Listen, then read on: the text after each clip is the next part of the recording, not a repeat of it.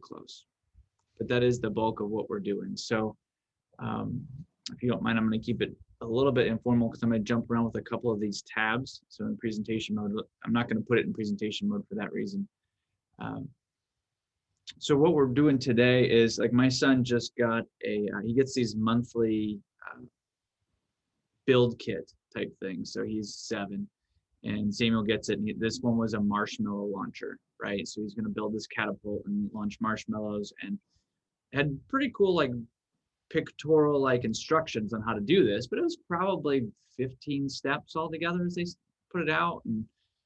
And Samuel, so I just kind of say, go, right? Like, just go build this thing, right? And he looks at it for a little bit, puts a couple of pieces, and he's like, I can't do this. It's like, okay, well, how about step 1? Can you do step 1? Well, yeah, I could put those together. Can you do step 2? Yep, I'll nail that in. And sure enough, by the end of the night, we're launching marshmallows, right? And so really, a lot of that's going to be the same process here with the rubric as we break it down. There's a lot of the things we can do, but it's just ginormous. So where do you start? What's technical? What's adaptive? What questions should we be asking? Who needs to be involved? So that's where we're going to dive into, and we'll look at what other schools have done in Indiana in order to tackle this process and learn from what they've done, so that you guys can move forward with that. So again, here's some of the things that we covered some of this in the last webinar, but these are some of the things that we have going on as far as supports, and all those resources are on the back slides. So I'm just going to jump in, if that's all right.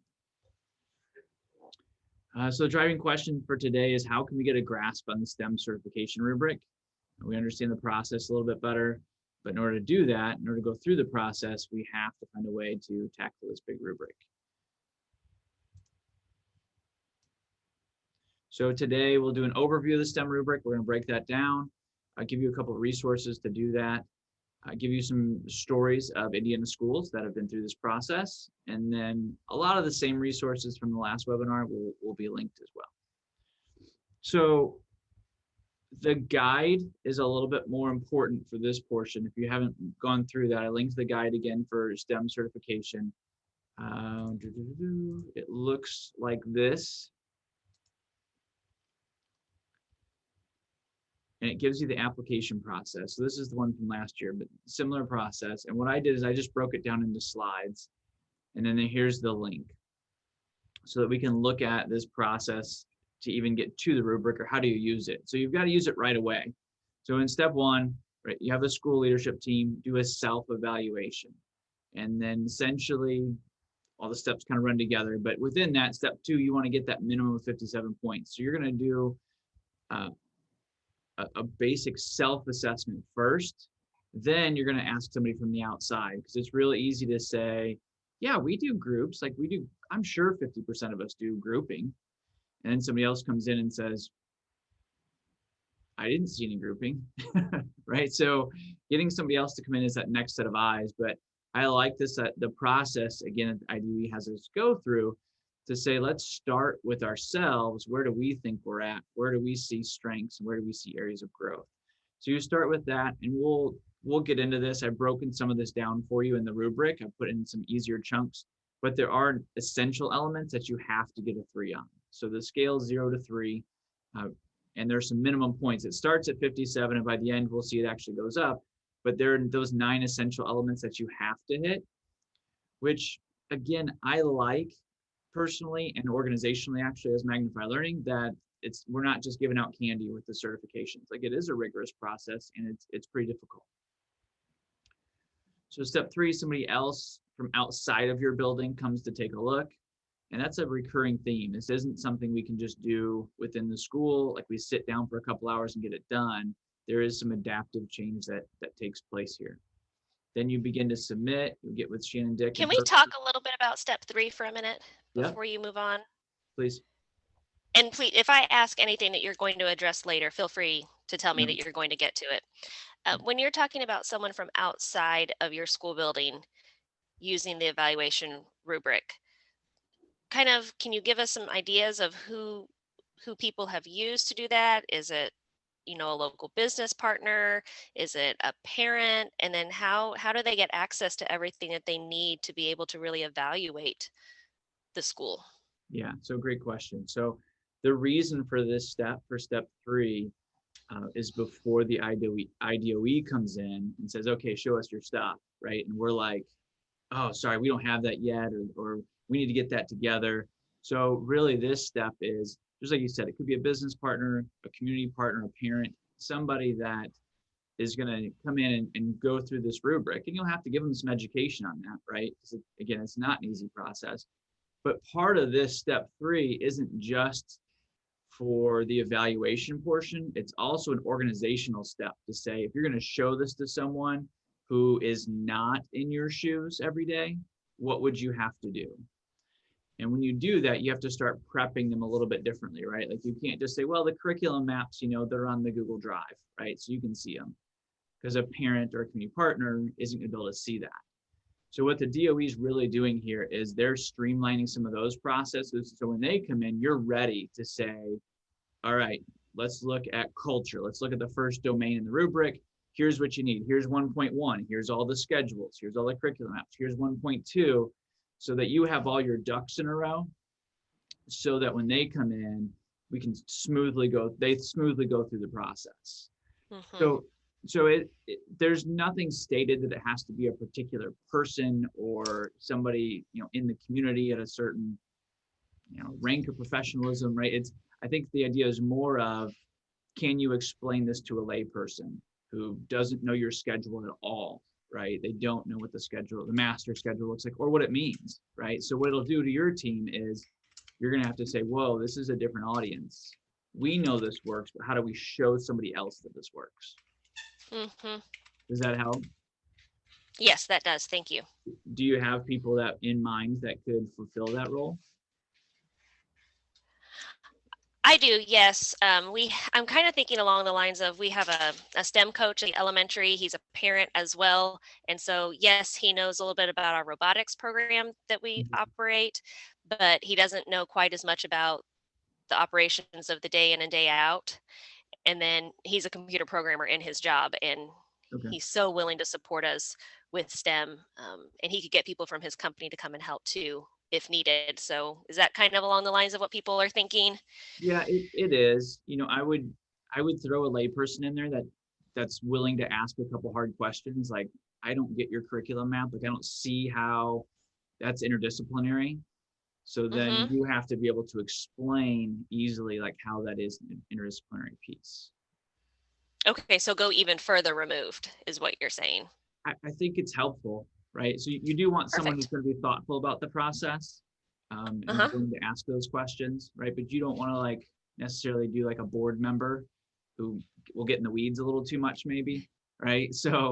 Um, so yeah, I think you're on the right track of, invite somebody from, that local business to come in too, and feed them Mm-hmm. lunch, right? Feed them lunch and go through a bunch of stuff, and right, see where because they'll see holes that you don't see, right? Because you're so immersed in Mm-hmm. it, you're doing this or that, but is it clear to an outside observer?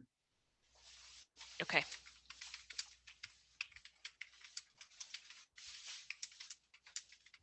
So after you've done that and you can say, hey, we've scored that 57 through our self-assessment, then you actually kind of enter the process, and you start to submit.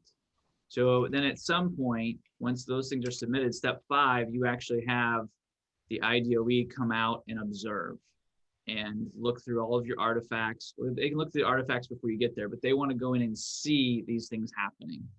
And they've done some adjustments via COVID. I don't know if they're doing those things virtual. Some of them they are.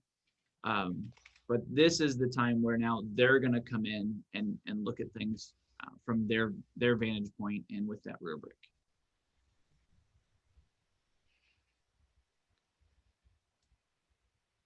So you do get feedback here, which is nice.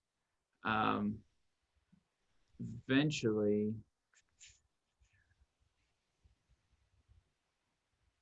oh, so this is actually before they come. Sorry, I skipped ahead. So before they even come on site, and this is again, I think the IDOE's done a really nice job with this. So it's a pretty reasonable step. They don't want to show up and then have you start to sort your papers, right? They want everything sorted when they show up. So this is, again, submitting some pieces to say, even from the rubric, they can look and say, yep, we'll come out. Now it's time for us to come out. Because it's not really time for them to come out when you first start the idea. So now that you've gotten some review on your submissions based on the rubric, you'll get a score, and then you get this review. And it's, you know, I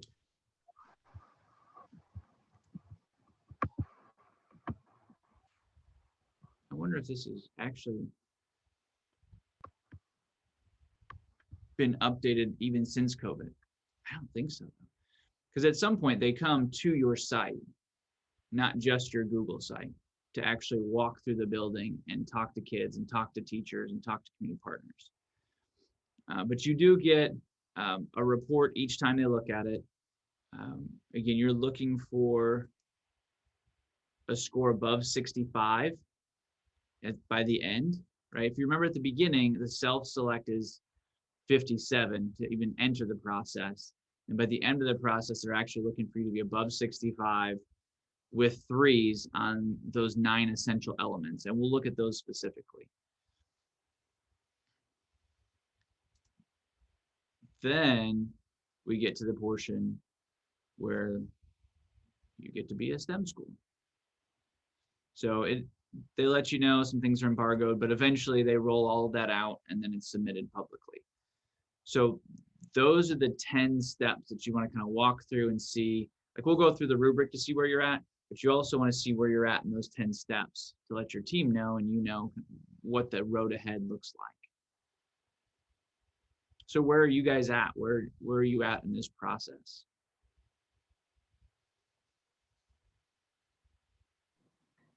So our school, we've done the self, audit, and we've got a leadership team. So we've identified kind of our weaknesses, and we're just kind of addressing those things right now. Yeah. Okay. Sounds good. And Andrew, you guys have applied before, haven't you? No, we have not applied. We started with the self-assessment and just right off the bat saw too many holes and gaps in it. So we went from the approach that we needed to get more embedded into our curriculum. We needed to get more happening at the district. So our focus really went to that side of it. And Okay. now we're ready to come back and say, okay, now after that we've taken these steps, where are we at? Because I feel we're going to be able to address more of these. And I guess part of our question that we're going back and forth on, is it better to, so we have 2 school buildings. We have a K through 5 elementary building and then a 6 through 12 middle school, high school. So is it better to apply separately? Do you apply as a district? Do you have to apply as schools, but we do both schools at the same time? Any thoughts on that? That's a good question. I would think, so we've had schools that have done both, right? Both of those options. So we've had schools where just the elementary applied, and the high school didn't because they just weren't in a position to really move that transformatively that quickly. And then we've also had districts that said we want our whole district to be STEM certified. So they've jumped in holistically. And there are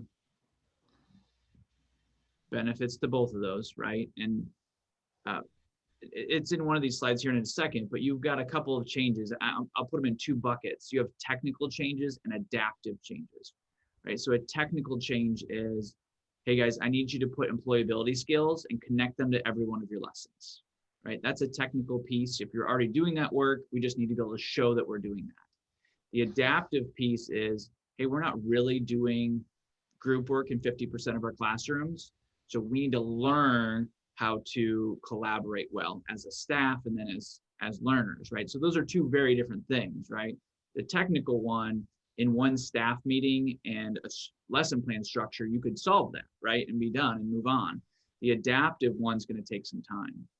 So if you're close adaptively, I would jump in because the technical portions you'll take care of, right? And you might even have some synergies around those where if it's, the elementary says, hey, here's the lesson plan form that we have, that we're using now to showcase the things that we're doing, not change what we're doing, but to showcase that we're doing all of them.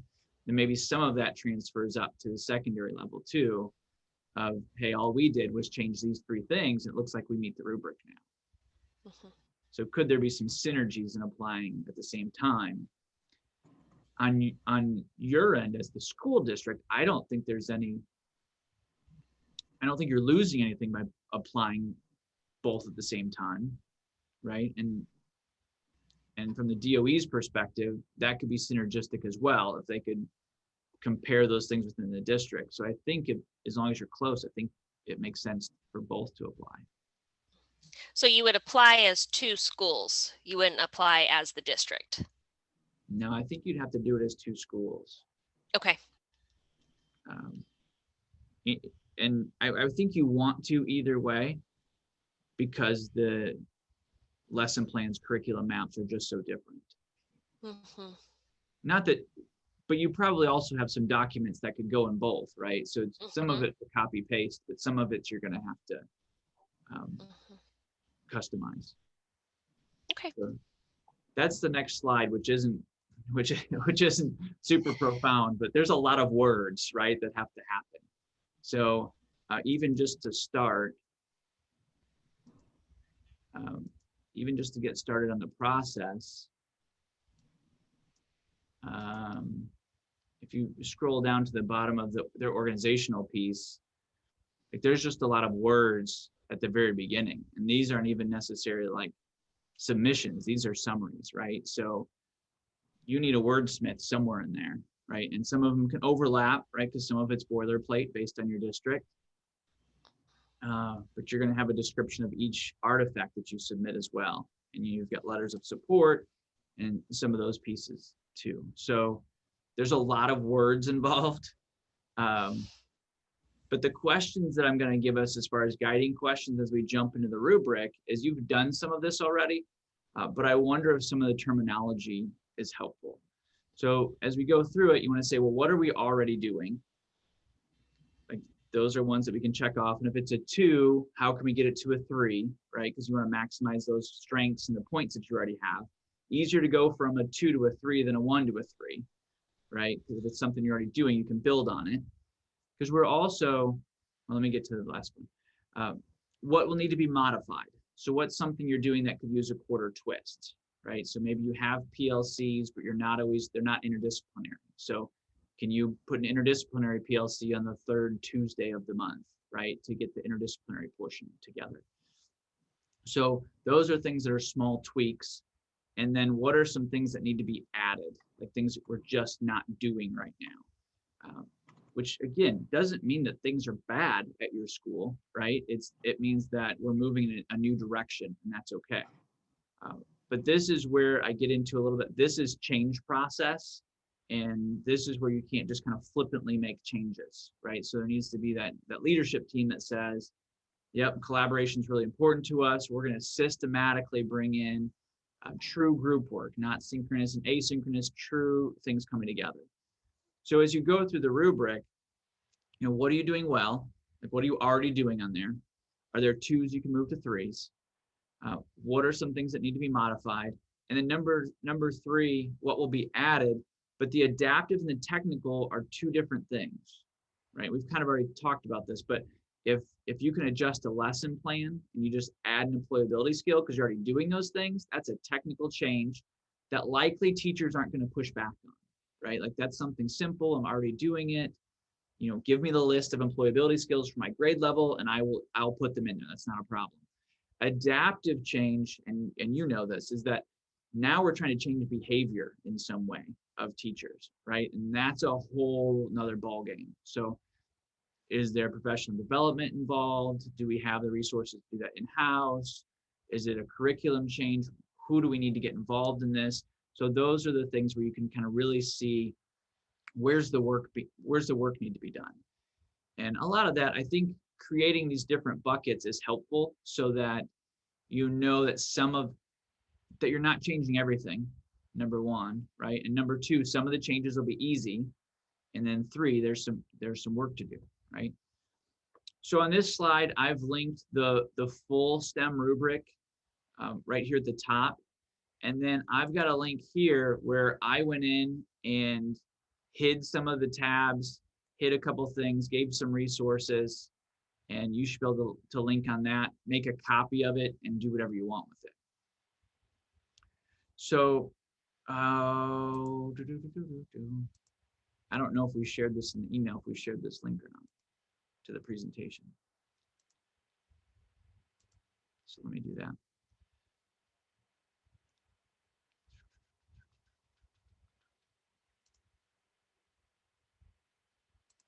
So I'll share the link to the presentation in the chat.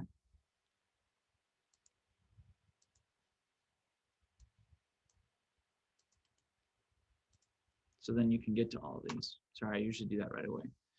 So there's a link to the slides. And if you clicked on the organized link here, it's going to take you to, again, the Google spreadsheet form of the rubric.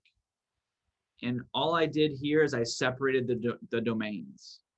So if you remember what I did with Samuel yesterday, my son, with the marshmallow launcher, is really we just separated the steps, and that helped us see things differently. When you look at the Godzilla rubric, it's crazy, right? Like you're like, that's a lot of things. And if you show that to teachers, even teacher leaders, it's like, that's a lot of things. So what I did, and you can do this however you want that works for you, is I took out the 0 and the 1, right, for the rubric. You know if you're there, and you can make a little red dot over here if you need to do that. But really, we're shooting for 2 and 3, right? And then I separated it by domain. So I took the culture domain, curriculum, instruction, and partnership, and just separated those out. So if you were going to have teacher leadership groups, right, you could have somebody take each one of these domains. Would be one way to split those up.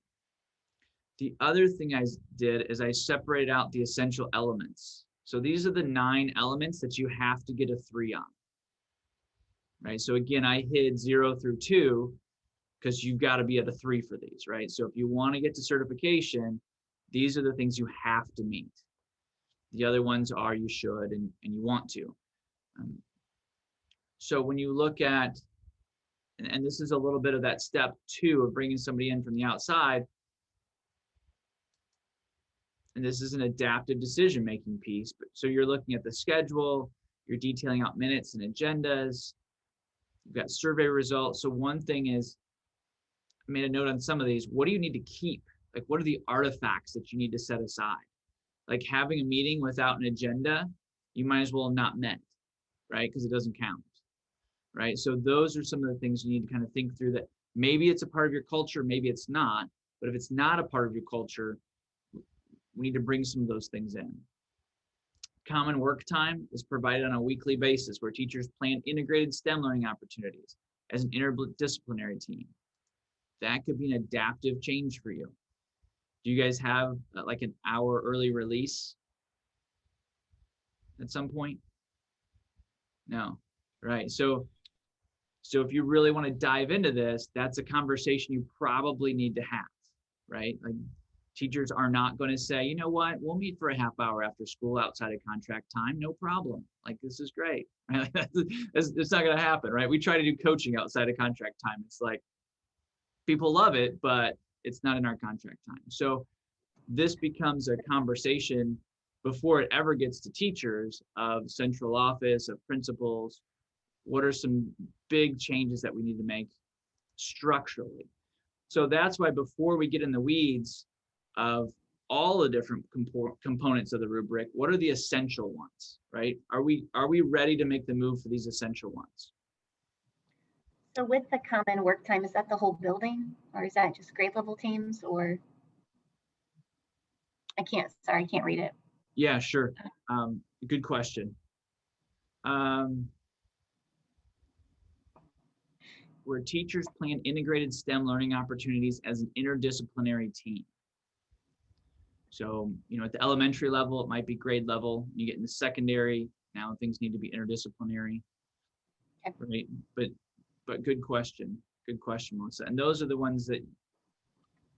questions you need to ask. And again, you're documenting everything, right? So because we're going to ask, the DOE is going to ask for a roster of participants and sample lesson plans that came out of that. And again, they have the evidence here in this fourth column here of what it is that they're looking for. Detailed meeting minutes, documenting the planning. So before you really roll a lot of this out, and you may have already rolled it out, but like, what's the Google Drive structure look like in order to document all these things, right? Like somebody techie geeky like needs to set up a structure for all these things so that it's sustainable.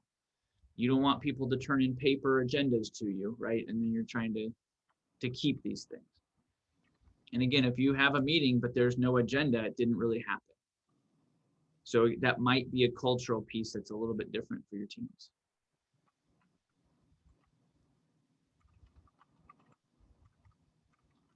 In the second component in curriculum, in the second domain, we've got at least 50% of planned integrated STEM curriculum is evidence-based.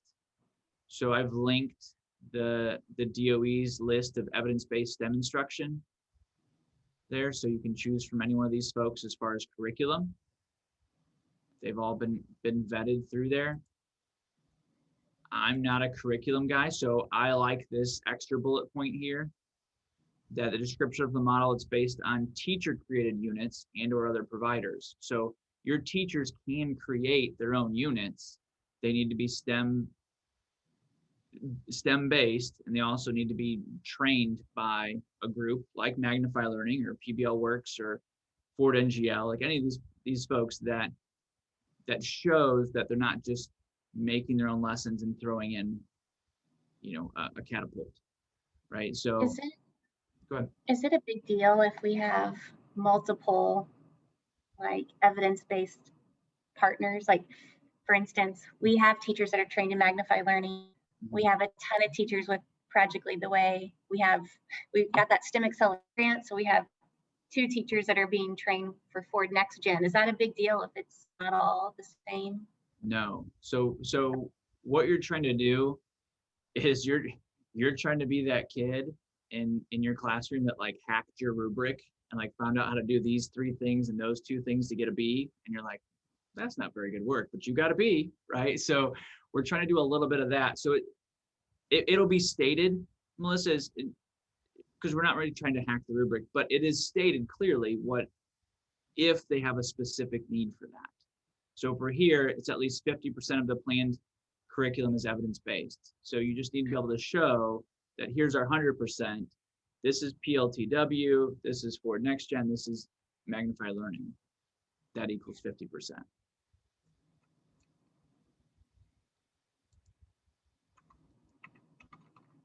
The computer science portion as well, you can also look in that curriculum link of vetted vendors, and you'll see computer science folks in there as well. At least 2 times per week, and at least 50% of classes, students work in groups. So you need to read that one very closely, right? At least 2 times per week, and at 50% of the classes, students work in group as follows. And then like groups with roles, like best practice groups. So I linked some resources for grouping to that. Essentially, when I look at this rubric, I think your folks need to be trained in STEM, right? Like they need to know how to use group. Like this is an adaptive piece, right? You can't just say, hey, Ryan, Melissa, and Andrew, I want you guys doing groups this week because you're part of the 50%. Okay, so twice this week, make sure you hit that number. It needs to be that there's a holistic portion of your staff utilizing groups well. So I guess one of my recommendations here would be group contracts. So if you have a group contract that everybody uses, that's a pretty easy artifact to turn in and have to be able to show mastery of that one. I just put a note here in 3.5 in instructions here, artifacts. This one specifically asks for samples of student products, right? So just like if your meeting doesn't have an agenda, it doesn't count. If your teachers do a STEM lesson, but haven't collected student products and samples of that, it might as well not happen, right? So, and that's one of those things you can't go back and do, right? So this is one of those things up front, you need to be collecting certain student products as we go along.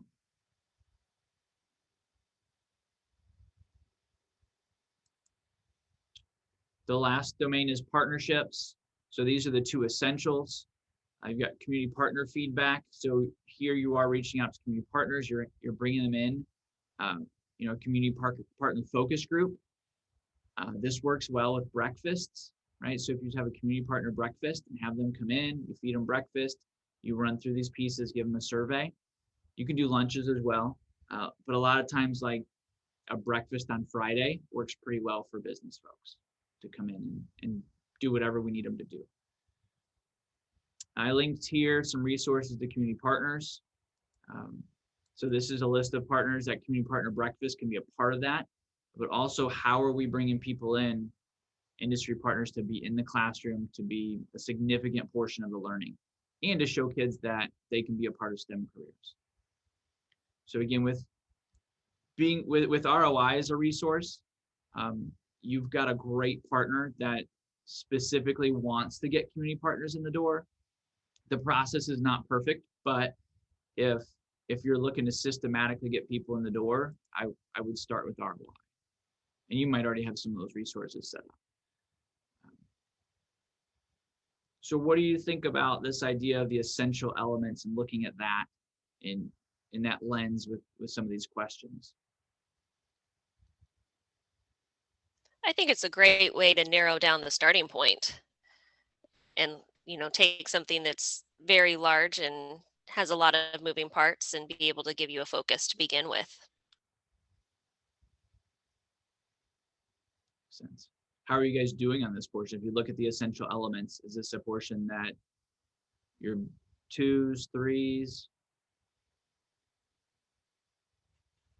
Again, I think it comes back for us to that point where we have this all very loosely. Mm-hmm. I don't feel we have the documentation that we need to be able to show it. So that's going to be the next step for us, is really taking this and mapping out all of the steps, taking components like this, putting it all to a timeline, and really just starting to take it one step at a time and getting all of our documents together and shoring everything up. Yep. That makes sense. Because even if you're doing the work, right, this is showing you've got to be able to prove and have artifacts for those pieces too. So systematically going through and saying. And to truly make sure that we really are doing it. Yeah. I've been to too many conferences and stuff with people, and, someone will sit there and be like, oh, I do that. Oh, I do that. Oh, I do that. And I'm sitting looking at them going, really? Because your definition of doing that and my definition of doing that are not matching up. That's so right. we want to make sure that when we say that we're doing it, yes, we really are doing it. Not that we just do it once in a blue moon and we're putting a check mark by the box. Right. And that's a good point. And the other side to that is you'll have teachers that think they are doing this, right? So do you have examples of STEM at a high level and maybe, random acts of STEM, right? Because random acts of STEM doesn't actually make it through this rubric eventually, right? The rubric's too tough for that. So finding some examples within your district, within your schools, things happening at a high level. And, maybe you don't have to travel to another school, right? But maybe you have a group come up and watch a lesson from somebody within your district that's doing it well. Do it in-house to start to explain what it is that you're talking about. Because it will mean different things to different people, and they're honestly trying to do well, right? And honestly think they're doing it well, but they might be missing the mark. So I'm not going to go through every one of these with you unless you really want to, unless you have a specific point you want to look at. I would go through with the same questions in mind. Like, here's the employability skills. I think that's a technical portion, right? Assuming that you're hitting communication and collaboration and problem solving, you need to have those standards printed out so that people can see them and understand where they fit. And then, because 100% of the students have to have employability skills standards within their lesson plan. So my guess is a lot of your teachers are doing that already. but they're not demonstrating that within their lesson plan. So literally adding employability skills, colon, and align could fulfill that portion. The instructional approach to training is one where you specifically has professional development on there. And what does that look like? Is it 25% are trained in STEM, 50%? This is where you need to maybe bring in a Magnify Learning or bring in another group to train those folks. And again, document. And this is where I land. Like, so I'm skills over content almost all the time. So I like teachers that we've trained well in STEM and project-based learning, so then they can create their own lesson plans that are high quality and meet the qualifications of this rubric. Because then it's not buying a new curriculum or going through the motions with the curriculum, but you have folks that can operate at a high level. I think the STEM exploration could be another almost technical portion. At the elementary level, 50% of STEM units have career exploration information as a part of the curriculum.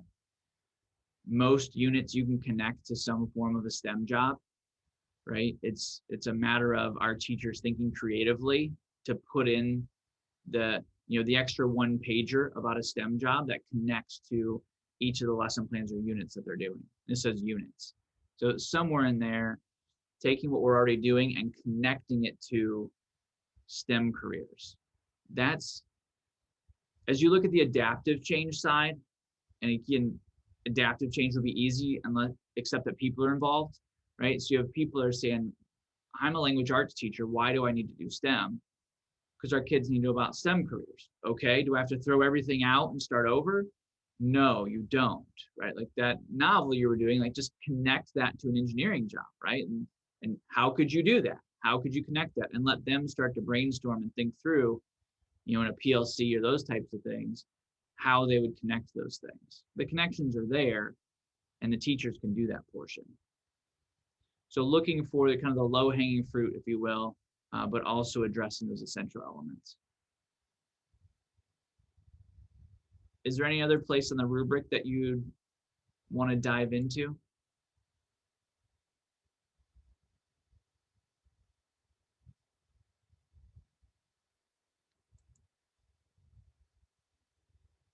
I think a lot of it is maybe going through the same process with your teacher leadership team, whatever your leadership team looks like. Again, even if you break that out, but teachers can do this. Like your teacher leaders can go through and say, hey, here's where we're at on these essential items. And the tricky part that we find with these teacher leadership groups is teachers are very detail oriented and get lost in the weeds, right? So they'll get to 1.1 and be there for an hour, right? That's why I like those 3 broad questions of just, okay, you've got 20 minutes to go through and say, what are we doing? What do we need to modify? And where do we have some work to do? Just go right now, no more than 20 minutes. You might even make it 11, right? Like break up the rubric and you get 11 minutes. And they're gonna say, that's not enough time. Well, that's the time you have. So broad overview, right? Don't get stuck in the weeds yet. And what they'll find is that it's not nearly as much work as it initially looks like. So the rest of the presentation, and we're going to send this recording out as well for people that didn't come to the webinar live, is really resources, right? So you've got these resources directly from the DOE. Here's information for Shannon. You'll want to reach out to her and ask her some of these technical questions. We have schools that do this through STEM coaches. We have schools that do this through teacher leadership teams. There has to be some school leadership team, but some schools will have STEM coaches that kind of oversee a lot of those. They're the person that's making sure everything's in alignment. And Melissa, you mentioned your STEM acceleration grant. So you can rewrite those if you find, as you get into the rubric, if there's a different direction you want to go, curriculum, PD, whatever that is, you can rewrite those. You just call or email Jacob and he can help you with that process. On our end with Magnify Learning, if you want to jump into a PBL Jumpstart, that PD portion of project-based learning to get people trained, we'll actually coach your STEM certification group through that process. So we'll help them on a monthly basis to make sure they're where they need to be, and then plan for the next meetings that they may have weekly to move you forward through that rubric and help answer some of those questions. We have had some folks that have asked if I can personally walk you through it in a more in-depth portion. So if you wanted to do weekly, I can lead that portion. If it's a small school, I can be that organizer. For a large school, it might be more of a coaching position or a guide as they plan things weekly. But the monthly retainer is the idea that I'm meeting with you or one of your representatives weekly to plan those activities out and make sure that we're moving things forward. So if there's a possibility of this process just going slowly and being prolonged too much, if you interject us or me in some fashion, then it tends to push things accountability wise. And then also it can help create resources and content suggestions based on what I've seen. There's a book course if you want to start a book study to get things going with project-based learning, or an adaptive portion if you're the beginning portions of this process. That can be a good place to start. My book that I wrote here, the audio version is about 2 hours. So it's packed with stories from teachers that are in the classroom. So teachers tend to like that portion, that you're getting real stories from the classroom, and it's wins, places to start, fails, things that didn't go well that you can learn from, and there's a place to start for everybody in each one of those. And if you buy the book, you can go to this link and get a free course that goes along with it. The last resource I'll show you, even though there's more in here, is I bolded and underlined the PBL tools and resources link. This is where I put some in that organized rubric. I put some of the links to the side to say this is what you could use. This is really where I would go. These are all free resources. So like I threw in grouping. So in structure of a PBL, you've got everything from grouping to rubrics to planning forms, community partners, driving questions. So these are all things that your folks can take and download and modify and use however they'd like. So if there are resources that you need on the adaptive portion of the rubric, that link can help out quite a bit. Some more resources for your teachers to move them along, and then my contact information if I can help as you guys jump forward. Do you have any other questions or places to go or resources that you might need? I think this is wonderful. So thank you for putting this together, taking the time to organize everything, and then your willingness to share it. It's really appreciated. Yeah, absolutely. Happy to. Let me know if we can help in the future. Okay. All right. Take care. All right. Enjoy your day. Ryan, Yeah. did you email this already out, this PowerPoint? Yep. Or did you share it? You did share it already? I shared it in the chat, Melissa. I don't know if you got that. Okay. But we'll also email a recording of this with the resources. So it'll go out. Got it. Okay. Wonderful. All right. Thank you. Sounds good. Enjoy your day.